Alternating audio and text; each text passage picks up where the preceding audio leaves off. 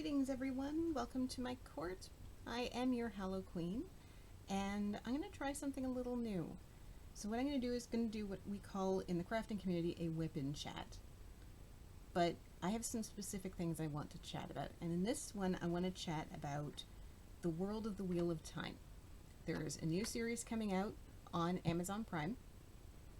It's based on a 14-book series that I'm a very big fan of and have very vested interest in doing well. And I'd like to do a quick primer on the world of the Wheel of Time to get everybody up to speed. So grab yourself a drink, grab yourself a crafting project, or just sit back and listen, because I'm going to be showing some images on the screen. It's a new format for me, so give me a little bit of leeway. But come on back with a drink and get ready to hear about the wonderful world of the Wheel of Time. Stick around.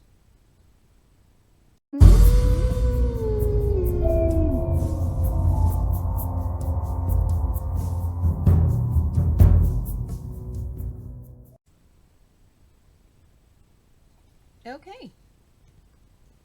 So for those of you who are not coming here from the crafting community, welcome. For those of you who are coming here from the crafting community, you are also welcome. So what I'm going to do is I'm going to work on this crafting project. I'm working on a diamond painting while I talk about this. So I'm going to just swap over to notes because I want this to be somewhat coherent. Now, for those of you who are well versed in the Wheel of Time, some things I'm going to say are going to be contradicted by things either were said about the books later by the author, and some things that happen later in the books. I'm trying to set up this as a primer for somebody who's never read the books to have some idea of what the heck's going on when they start with this series. So if you want to start a conversation with me about those things in the comments, please do, but also understand that this is not necessarily for you.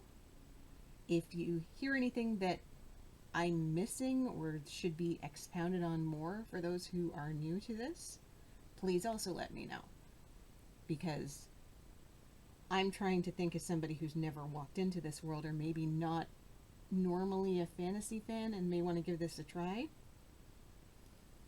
and want to get into it. Okay, so first off, what is the Wheel of Time? Well, the Wheel of Time is a 14-book epic fantasy series written by Robert Jordan until his untimely death in 2007. He started writing it in 1990. He died in 2007. And the last 3 books were written with many, many, many notes and help from Robert Jordan's widow by Brandon Sanderson, who is an epic fantasy writer in his own right.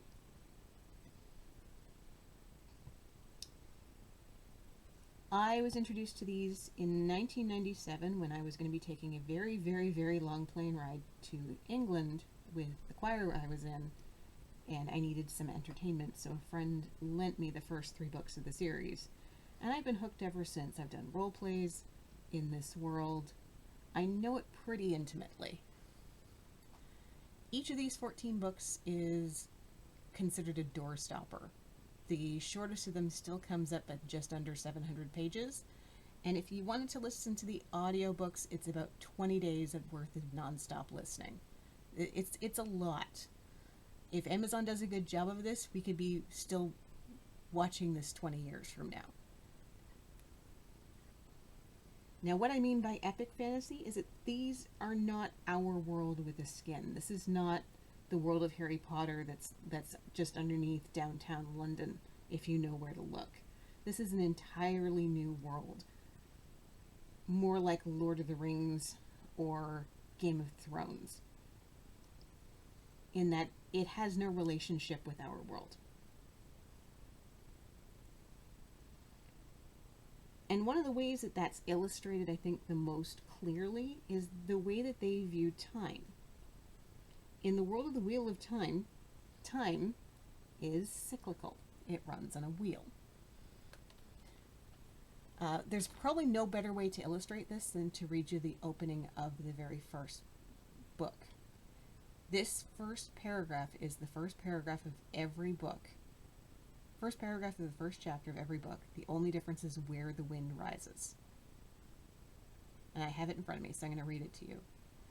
The wheel of time turns and ages come and pass, leaving memories that become legend. Legend fades to myth, and even myth is long forgotten when the age that gave it birth comes again. In one age, called a third age by some, an age yet to come, an age long past, a wind rose in the mountains of mist.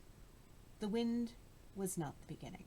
There are neither beginnings nor endings to the turnings of the wheel of time. But it was a beginning. So you get the idea. The idea is time is cyclical. They believe time itself is a wheel turning and weaving this age lace, the fates of the people of the world woven into one another. Now, powering this wheel of time is two competing sources of power that are collectively called the one power. I know that's a little odd. Now, the one power is a magic that people can tap into. It has two halves. One is called Sidene, which is only available to those two men who can channel, and the other is Sidar, which is those who can channel who are female. The graphic I'm going to put on the screen is going to illustrate that a little better. It looks kind of like a yin-yang symbol without the dots of one and the other. Some people are born with the ability to channel the one power. Those who can touch the power with or without guidance, and those who are born with the ability to be taught to channel, but both are in the minority of the population. Men can only channel Sidene, women Sidar. Thousands of years ago, men and women channeled the one power together, creating wonders, and this time is known in this particular time, that time is known as the Age of Legends. But something went wrong, and they accidentally opened a door into the prison of the Dark One, the main force of evil in the world. What followed then was called the War of the Shadow, where those who fought from the light fought those who had turned to the Dark One's cause. The War of the Shadow ended with a powerful group of male channelers known as the 100 Companions, led by Luce Theron Telemann, known as the Dragon, sealed the bore,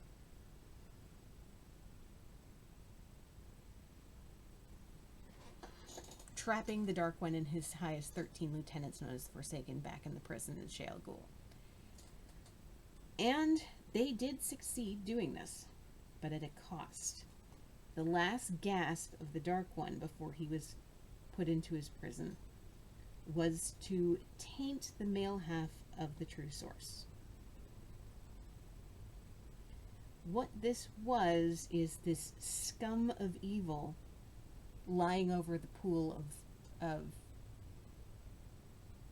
power. So basically, if the power is a body of water, there's now this scum of evil across the top of it.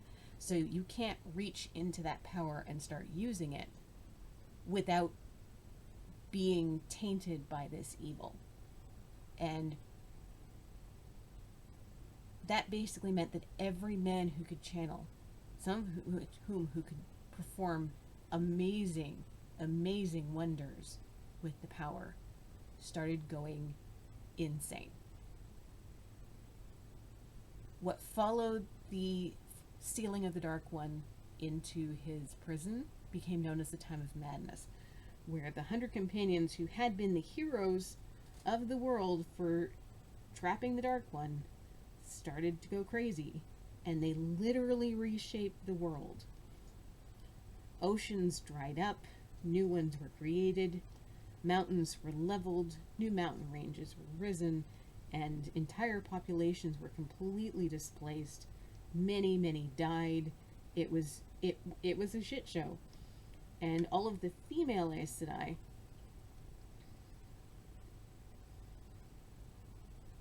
had the unenviable task of trying to track down all of the male channelers who they had been up until this point working with, men that they considered their brothers, and had to either kill or sever them from the source so they couldn't do any more damage.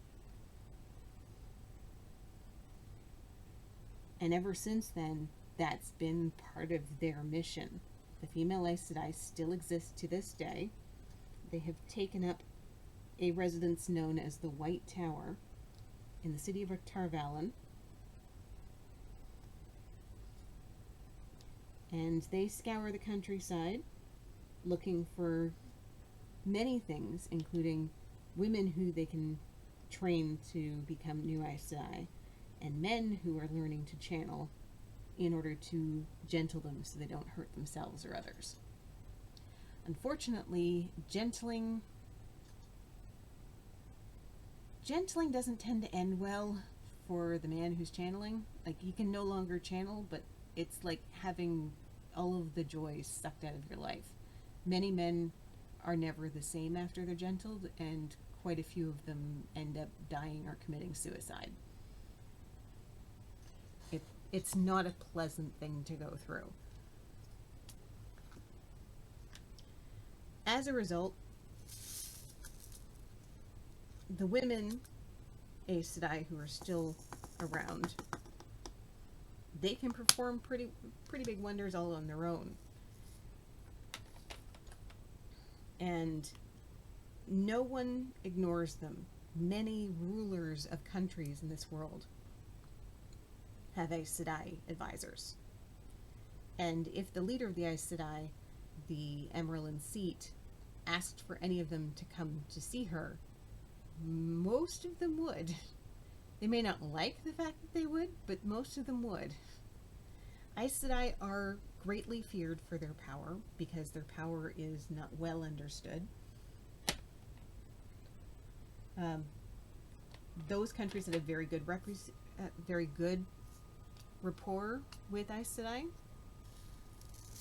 have a healthy respect for them, but they are feared and in some cases even hated.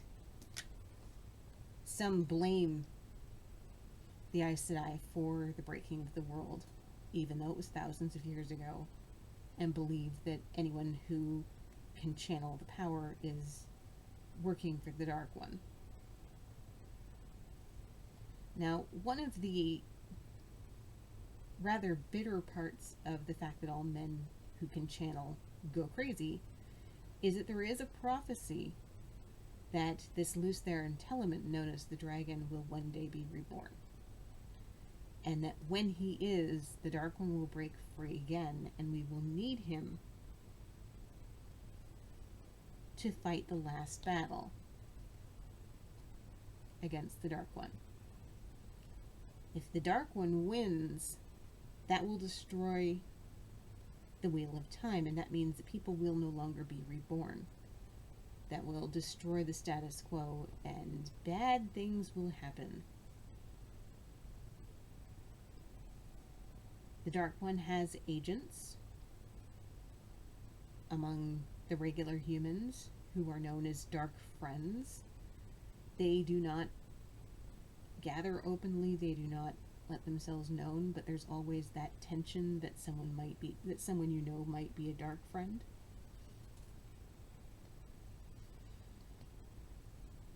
And the Dark One has hideous monsters at his command. The Dark One's lair is in Shale Ghul, which is the very north end of the world as we know it. It is bordered by the Blight, which is an area of hideous rot where all kinds of horrors live, and then comes up to the Mountains of Doom. There are 4 countries that exist along these Mountains of Doom. They consider themselves the Borderlands, and they consider it their job to keep the Blight in check, to destroy any raids of Trollocs or Myrddraal, which are the main evil races that might come out of the Blight to wreak havoc and kill and eat people and stuff like that, like standard troll/orc behavior.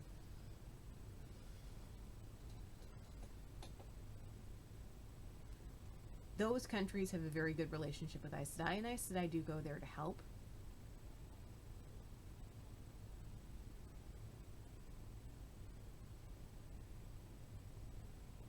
But yes, the dragon will be reborn, and he will need his ability to channel.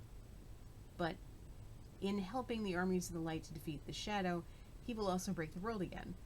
So his coming is very feared. He's almost like an antichrist figure. Over the intervening centuries, because obviously the time of madness was about 3,000 years ago, so there's been a lot of time, several men, either delusional or power hungry or whatever have you, have risen up to call themselves Dragon Reborn, sometimes causing serious damage and unrest, but all times being put down by the Aes Sedai.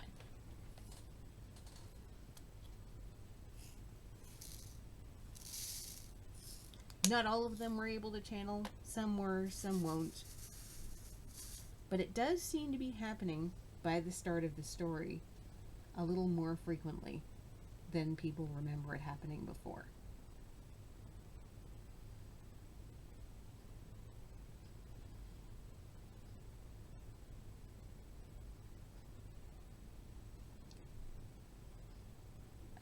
A little more recently in history, approximately 20 years ago, and they may play fast and loose with this, there was a war that is called the Aiel War, or Aiel War.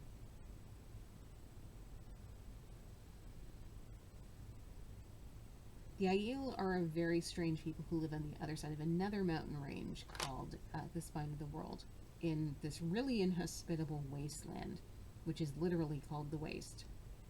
It's a desert. It's hard to live out there.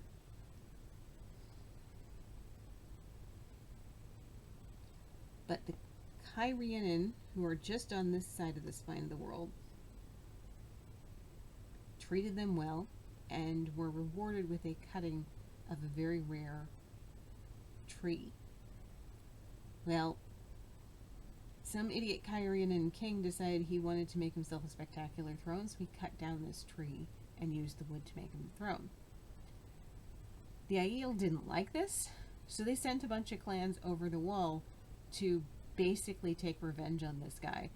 And due to different treaties and such, a bunch of other countries jumped to the Cairhienin's aid, and it became a war. So this is within living memory of just about everyone. It was about 20 years ago, so the kids who you see in the trailers obviously weren't around then, but it is something that the adults definitely remember.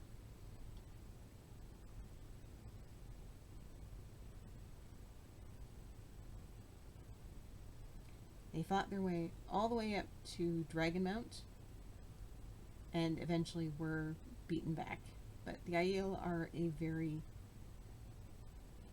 kind of hated because of that.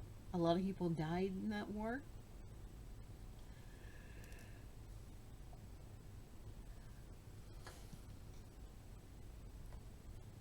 But that's the last great disturbance, history-wise, in this particular world. So yeah, the main danger is that the Dark One will break free, and if he breaks free, then we need to have the Dragon Reborn there to save everybody. But he may save the world, but the world won't look the same as it did before the war starts. And that's pretty much the main talking points that you need to know. I could go a little more into what the Aes Sedai can do, but I have a feeling the show is going to do that better than I can. I'm also, I think, going to try to do a breakdown of the trailers we've had so far, because they're kind of interesting. They're kind of breaking from the books in many ways. That's not necessarily a bad thing, because we are talking about 14 books of 700 plus pages each, so some things are going to have to be condensed and retwigged for the different medium. But we'll see how this goes. hopefully you've enjoyed this. If you have, go ahead and hit that thumbs up button to let me know you care. Hit the subscribe, and I will see you in the next one. Keep it spooky, guys. Bye.